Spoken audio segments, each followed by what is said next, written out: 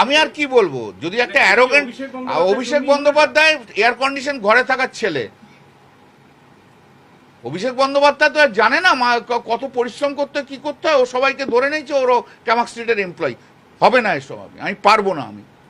আমিও সহ্য করতে করতে একটা সময়ের একটা এসে গেছি। 2022-এ আমি এই কথা বলেছি, আপনাদের সবাইকার কাছে সেই ভিডিও আছে, নতুন করে আমি কিছু বলছি না। আজকে এই বিপদের দিনে দাঁড়িয়ে আমি দিদির পাশে আছি। তাকে পর্যন্ত কিভাবে রেসপেক্ট করতে হয় সে জানে না, সে যদি না জানে আর তাকে জানতে হবে না।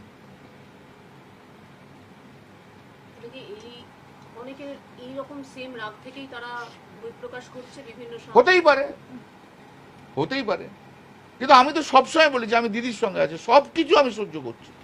কিন্তু সহ্য করার পরে অভিষেক ব্যানার্জি যদি এইরকম কাজ করে, অ্যারোগেন্সি দেখায়, হুইমজিক্যাল হয়, সবাইকে এমপ্লয়ি ধরে নেয়, তাহলে করা সম্ভব নয়। মমতা দিও বেছে নিক, কি করবে? অভিষেককে নিয়ে থাকবে, না আমার মতো যারা অভিষেকের প্রতি যারা ক্ষুব্ধ তাদের নিয়ে থাকবে? This is hard decision two. Follow করুন বিএন এক্সপ্রেস ডিজিটাল।